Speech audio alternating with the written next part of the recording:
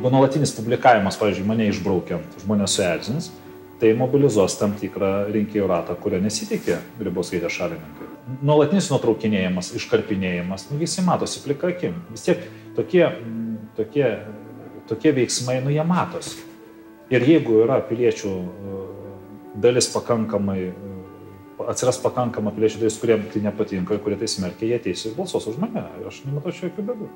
Aš 2 kartus laimėjau vienmandatį ir pakankamai sunkioje situacijoje prieš ilgametį nomenklatūrinį miesto vadovą Klaipėdos. Ir pakankamai didelių skirtumų kartus laimėjau.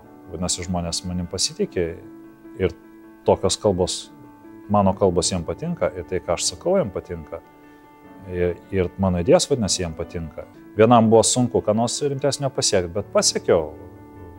Priverčiau nomenklatūrą vis dėlto pradėti mokėti pensijas daugiavaikėm motinom. Aš manau, kad tas žingsnis čia, jis ne vien piniginis, tai yra teisingumo klausimas. Elitas gali save tokiu vadinti tik tai tada, kai pradeda dalintis su mažiau pasiturinčiais ir žmonėm, kurie negali dėl savo mąstymo, įsitikinimo arba dėl kažkokių gyvenimo išorinio aplinkybių negali būti turtingais. Arba jiem gyvenime nesiseka, arba jie serga. Tai elitas, kai dalinasi, tada jis elitas, o kai jis nesidalina, jis nomenklatūra. Lietuvą valdo nomenklatūra, kaip valdė sovietiniais laikais. Buvo trumpas laikotarpis, kai jis buvo nuverstas, bet po to nomenklatūra buvo nuversta, bet po to jinai grįžo 2 pavydalais, senąją socialdemokratų tarpe ir naująją konservatorių tarpe. Ir dabar ta nomenklatūra elgėsi kaip Brežnevo laikais. Tai jeigu mane renka, net ir tuo atveju, kada nomenklatūra naudoja visus leistinus ir neleistinus metodus, išrenka vienmandatį, tai aš manau, kad aš turiu šansą būti išrinktas prezidentu ir visoje Lietuvoje. Ir tos mintisgi ne tik mano, jos ir tų žmonių mintis, ir tos idėjos, ir tie darbai yra ne vien tik mano, tai yra visų tų, kurie mane remia arba kurie man padeda. Tai yra viena didžiulė milžiniška komanda mano rinkėjai. Jeigu nomenklatūra trukdys, visada galima vetuoti tos įstatymus. Jos galima siūlyti, o blogus galima vetuoti ir žmonės galima kviesti į pagalbą ir laiškais pasmerkti blogąją nomenklatūrą ar blogus nomenklatūros darbus. Laiškais paprašyti pagalbos. Galima sukviesti mitingą, nematau jokių problemų. Jeigu jau mūsų nomenklatūra važinėja į Ukrainą ir žavėsi Maidano mitingais, tai gali būti ir taikus Maidanai, geriem darbam paremti. Jeigu Seimas kažko, pavyzdžiui, pasiūlytumėm gražinti rinkimus apylinkių tarybose, kas yra visoje Europos Sąjungoje. Ir tai yra tikroji savivalda, ta mažoji bendruomenių savivalda. Ja mes vienintelį Europos Sąjungoje panaikinom. Ir jeigu aš kaip prezidentas ją pasiūlysiu Seimui gražinti, o Seimas nesutiks, galima sušaukti taikų Maidaną, galų gale galima, yra paprastesnių ir taip papildomų įrankių, galima referendumą dėl to surengti. O tie konstitucinių dvasių, ten pilni tie konstitucinio teismo teisėjai, kurie pirmiausia rūpinasi savo algom ir kurie iš esmės jau perrašė konstituciją savo išaiškinimais ir kurių pirmininkas sugeba kviesti posėdį taip, kad, pavyzdžiui, vieno specialiai nekviečia.